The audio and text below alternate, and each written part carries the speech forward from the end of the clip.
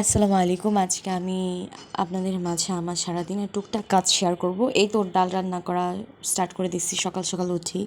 তো আবার গরুর মাংস রান্না করতেছি, এদিকে আবার অল্প ভাত বসিয়ে দিলাম। তো গরুর মাংস প্রায় কমপ্লিট, এদিকে পেঁপে দিয়ে মাছ রান্না করতেছি। তো এগুলাও হয়ে যাইতেছে। আবার রাত্রের কিছু খাবার অবশিষ্ট ছিল, এগুলো আবার বসিয়ে দিলাম গরম করতে। গরম হইতেছে, এদিকে আবার হাজব্যান্ডের জন্য খাবার রেডি করলাম অফিসের। তো খাবার রেডি করে আবার আমি একটা আমলকি খাই নিলাম পাশাপাশি, তার জন্য সকালের খাবার।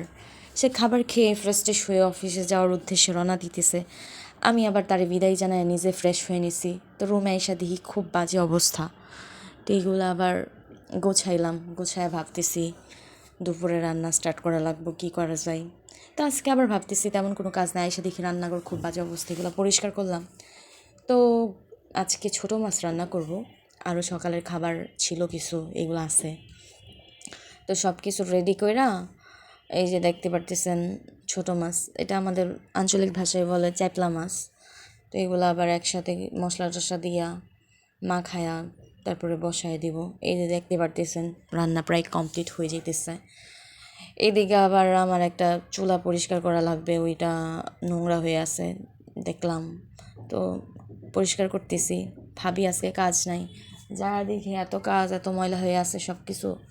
তো পরিষ্কার করতেছি একলা একলা, কেয়ার করার। এই যে আমার পরিষ্কার করার ফাইনাল লুক। তারপরে আবার দেখলাম অনেকগুলো কাপড় জমা আছে, এগুলো আবার ওয়াশিং মেশিনে দিলাম। তো টাইম সেট করে দিলাম, এই যে কাপড় ধুইতেছে। এগুলাই আমার টুকটাক কাজ আপনাদের মাঝখানে আজকে শেয়ার করা হলো।